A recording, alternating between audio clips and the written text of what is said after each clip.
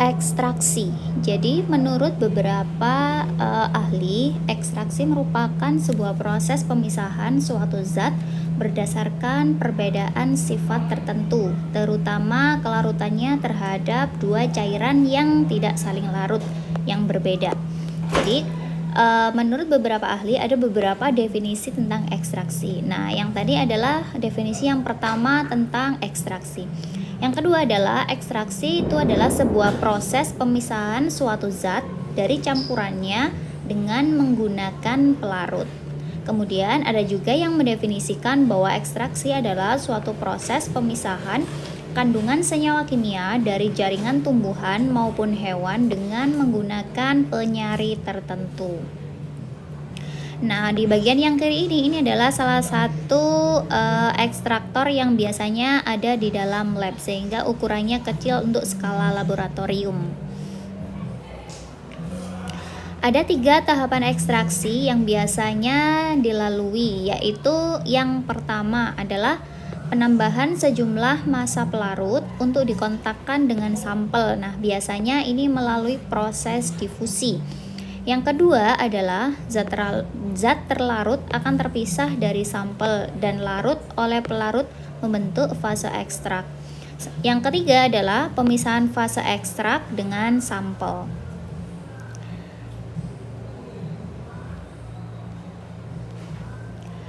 Nah, ekstraksi sendiri itu dibagi menjadi 2 jenis, yaitu ada ekstraksi padat cair dan ekstraksi cair-cair. Nah, apa perbedaan dari keduanya? Yaitu kalau ekstraksi padat cair itu adalah pemisahan satu atau beberapa komponen ya. Komponen itu berupa solut atau zat-zat terlarut dari campurannya yang dalam padatan. Jadi kita memisahkan suatu senyawa tertentu dalam padatan ya. Yang tidak larut atau inert dengan menggunakan pelarut atau solvent berupa cairan ya. Jadi ini senyawa yang kita pisahkan itu terkandung dalam suatu padatan. Itu kalau ekstraksi padat cair. Sementara kalau cair-cair itu adalah pemisahan satu atau beberapa komponen dalam larutan dari campurannya dalam larutan menggunakan pelarut atau solvent berupa cairan. Nah, kalau cair-cair itu artinya kita mengambil suatu komponen atau mengambil suatu senyawa dari suatu campuran ya. Campuran itu berupa zat cair. Kalau untuk ekstraksi itu terjadi karena adanya driving force atau perbedaan konsentrasi solut di padatan dan pelarut. Jadi konsentrasinya berpindah dari padatan ke pelarut yang digunakan. Nah, sementara kalau cair-cair itu pemisahan yang didasarkan pada kelarutan komponen tertentu dalam pelarut tertentu. Nah, apa saja yang mempengaruhi faktor-faktor ekstraksi? Yaitu yang pertama adalah jenis pelarut. Ya, jenis pelarut itu mempengaruhi senyawa yang tersari atau yang terkandung, jumlah zat yang terlarut, yang terekstrak, dan kecepatan ekstraksinya. Itu berpengaruh dari jenis pelarutnya. Di mana pelarut A akan mengekstrak sekian persen dari senyawa, sementara kalau menggunakan pelarut B akan mengekstrak sekian persen dari senyawa yang terkandung. Nah, sehingga kita membutuhkan suatu penelitian atau pengembangan untuk memperoleh jenis pelarut terbaik mana yang harus kita lakukan untuk melakukan sebuah proses ekstraksi. Yang kedua adalah suhu. Jadi secara umum kenaikan suhu akan meningkatkan jumlah zat terlarut ke dalam pelarut ya.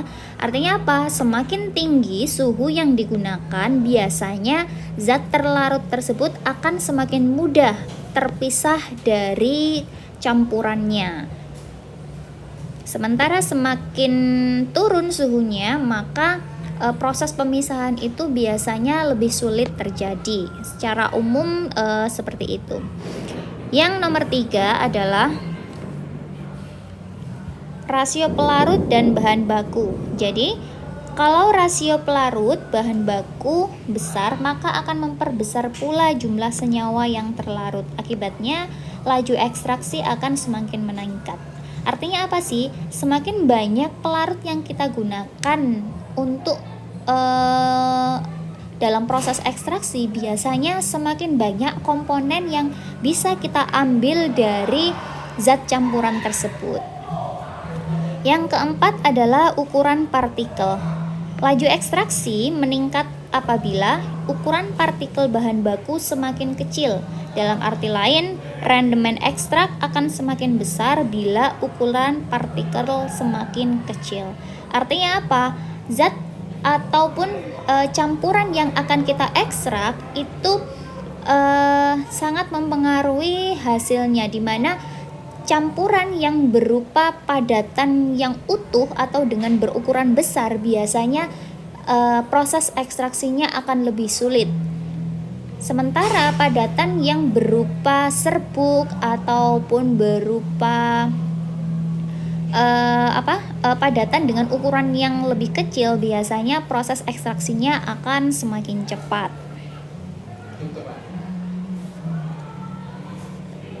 Yang kelima yaitu pengadukan. Jadi kalau fungsi dari pengadukan itu sebenarnya untuk mempercepat terjadinya ekstraksi antara pelarut dengan zat terlarut. Jadi biasanya semakin cepat proses pengadukan suatu proses ekstraksi, biasanya proses tersebut akan berjalan semakin cepat seperti itu. Nah, pada contoh berikut, saya memberi contoh yaitu ekstraksi minyak atsiri dari bunga cengkeh dengan pelarut etanol dan N-heksana. Jadi ini merupakan sebuah research atau sebuah penelitian yang saya ambil dari sebuah jurnal ya. Jadi jurnal ini kebetulan berjudul seperti ini, yaitu ekstraksi minyak atsiri dari bunga cengkeh dengan pelarut etanol dan N-heksana. Nah, pada dasarnya mengekstraksi sebuah minyak atsiri dari bunga cengkeh itu ada banyak sekali metode dan proses yang digunakan. Hanya saja kita bergantung pada industri atau pada laboratorium yang menggunakannya. Kita bisa menggunakan cara ini ataupun cara lain, bergantung pada ketersediaan bahan baku, ketersediaan pelarut, dan ketersediaan beberapa alat-alat yang lain, sehingga metode ekstraksi sebenarnya sangat banyak dan bergantung di mana kita melakukannya dan kapan dan di mana, seperti itu. Nah, pada percobaan ini kita menggunakan pelarut etanol dan N-heksana. Jadi minyak cengkeh itu apa sih? Minyak cengkeh itu berasal dari tanaman cengkeh, yaitu Eugenia aromaticum, dari bunga, batang, daun, dan gagang cengkeh. Jadi cengkeh itu termasuk dari suku Myrtaceae yang banyak ditanam di beberapa negara termasuk Indonesia. Jadi Indonesia itu salah satu penghasil cengkeh terbesar ya. Nah, minyak atsiri ini memiliki aktivitas biologis. Jadi kenapa sih minyak atsiri ini kok diekstrak? Nah, itu karena ada istilahnya antibakterinya, bisa digunakan sebagai anti jamur atau insektisida dan antioksidan. Bisa juga sebagai sumber aroma atau bahan dari antimikroba dalam makanan. Jadi ketika minyak cengkeh itu sudah terekstrak, maka banyak industri-industri lain yang bisa menggunakan ekstrak ini untuk berbagai macam tujuan, seperti itu. Nah, untuk standar baku mutu minyak cengkeh menurut Standar Nasional Indonesia nomor sekian ini, jadi ini adalah sebuah prasyarat atau kriteria yang dapat diperdagangkan secara luas. Jadi minyak cengkeh yang sudah diekstraksi harus memenuhi kriteria sebagai berikut. Yang pertama adalah warna, di mana warnanya harus kuning sampai dengan coklat tua. Baunya adalah bau khas minyak cengkeh.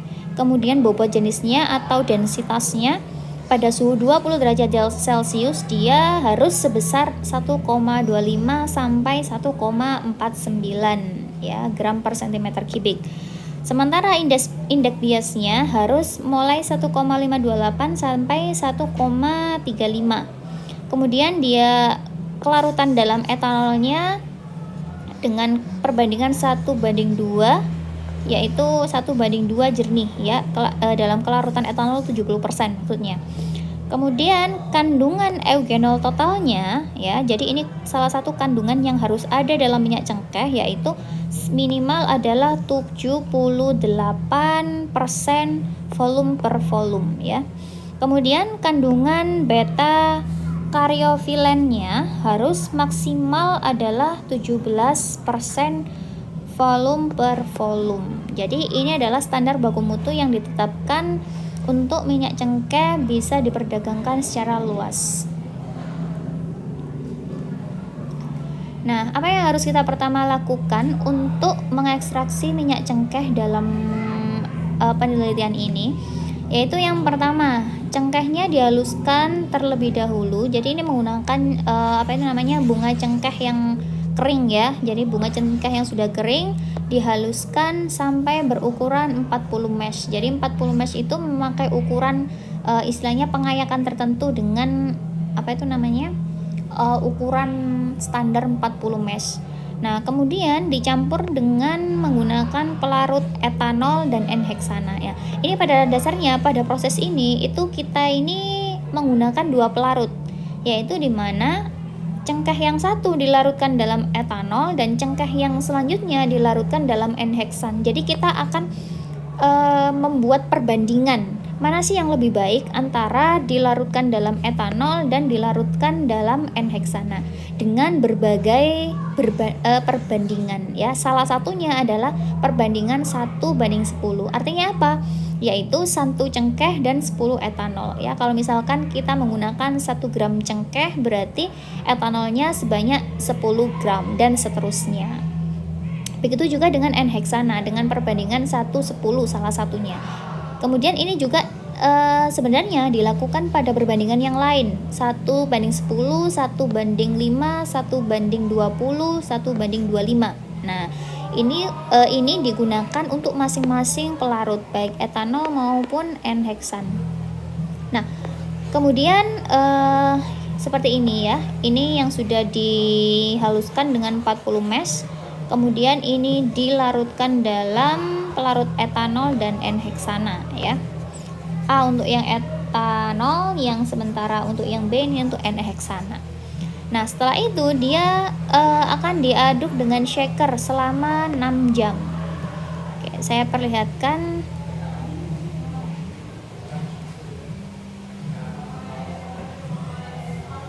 Nah, untuk mengadukan dengan shaker, nah itu contohnya seperti ini. Shaker itu ya pengaduk sih istilahnya.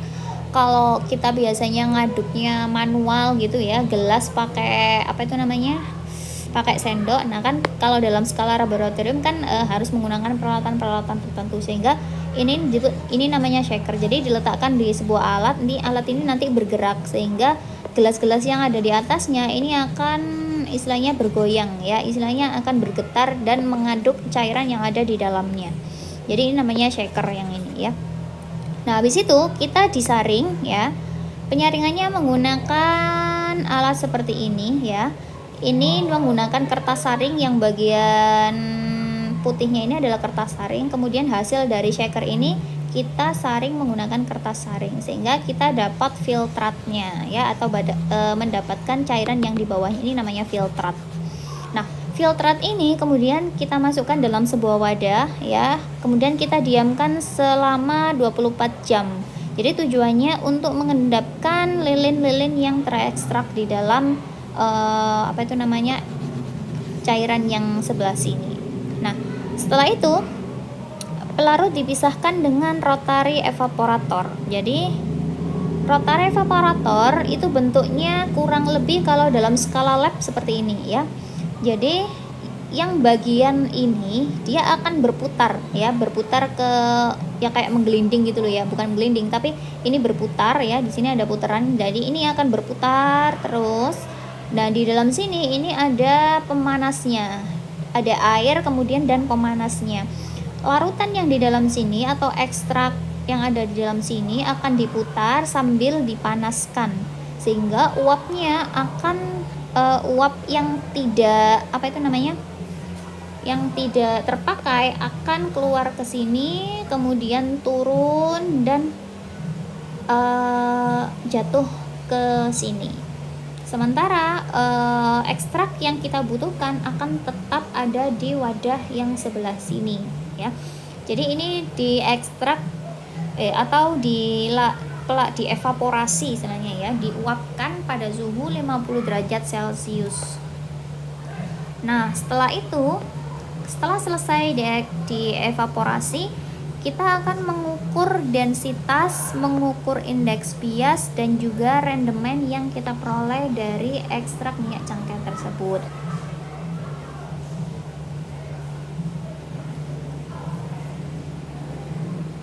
Nah, ini adalah rendemen minyak cengkeh yang kita peroleh dari percobaan tersebut, ya.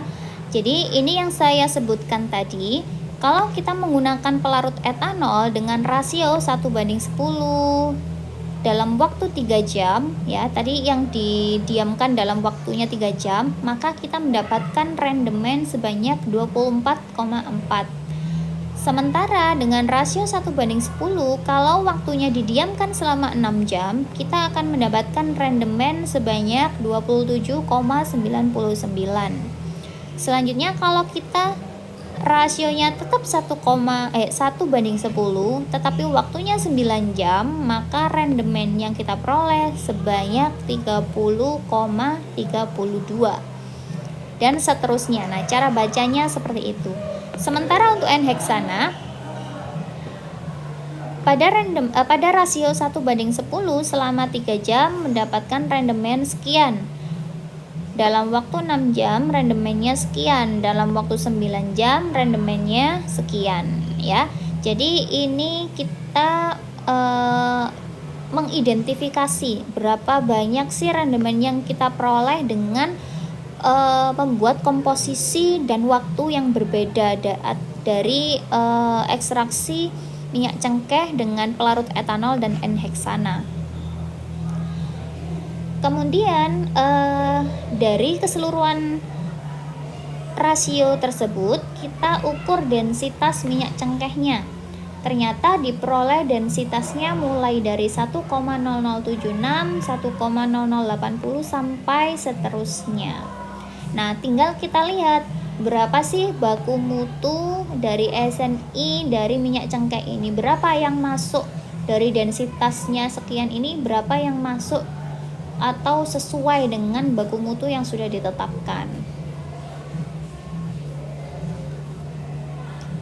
Sementara untuk indeks bias minyak cengkehnya, jadi indeks bias minyak cengkehnya dengan rasio yang sekian tadi, indeks biasnya ketemu 1,47 sampai 1,48 sekian.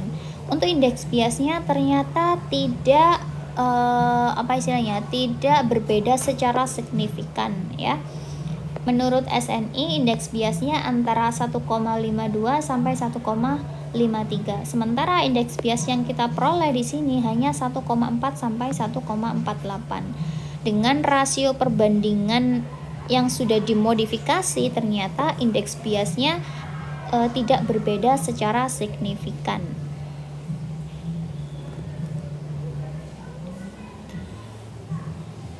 Komponen kimia penyusun minyak atsiri hasil ekstraksi dilakukan dengan metode gas kromatografi atau GCMS dan data spektrometri massa dari GCMS menunjukkan massa molekul masing-masing senyawa beserta pola fragmentasinya.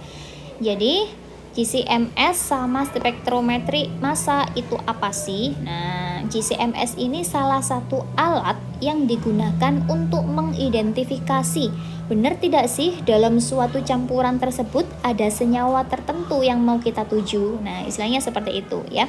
Jadi menggunakan alat yang namanya GCMS. Nah, GCMS ini biasanya adalah alat yang biasanya ada dalam laboratorium kimia, baik misalnya di universitas maupun di industri kimia tertentu. Jadi komposisi minyak cengkeh yang kita peroleh setelah kita ukur dengan menggunakan GCMS pada pada percobaan ini adalah yang pertama, kandungan eugenolnya sebesar 8,7 sampai 7,6 ya. Jadi eugenolnya kita peroleh sekian. Dengan rentan kalau 3 jam ketemu sekian, kalau 9 jam ketemu sekian. Kalau pakai N-heksan selama 9 jam ketemu sekian. Sementara kalau komponen beta karyofilennya, etanol sebesar 7,9, 8,76 dan 14,7. Kemudian transosimen, eugenol asetat, patkulen, kemudian dan totalnya sekian 100 ya. Nah, jadi sekian. Jadi kandungan minyak cengkeh itu ternyata diperoleh di dalamnya kandungan senyawa A, B, C, D, E itu sebesar sekian ini. Nah, ini untuk apa? Untuk kita bandingkan dengan standar baku mutu minyak cengkeh menurut standar nasional Indonesia yang bisa diperdagangkan secara luas. Jadi untuk warnanya kan seperti ini. Nah, apa yang mau kita cari ini? Eugenol totalnya bener nggak sih 78%? Nah, minimal 78%. Sementara komposisi yang kita peroleh dengan pelarut etanol ternyata sebesar 87,18 dan 87,18 juga.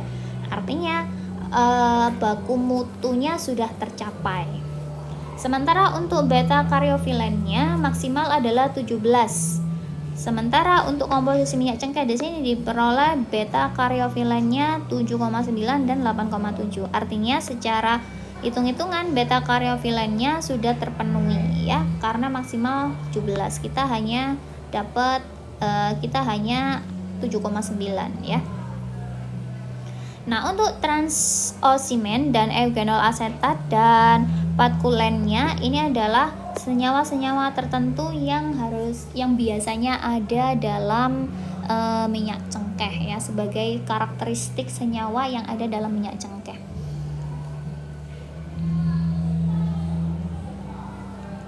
Sementara untuk indeks biasnya kita peroleh ini. Nah, kalau kita bandingkan dengan SNI antara 1,52 ya.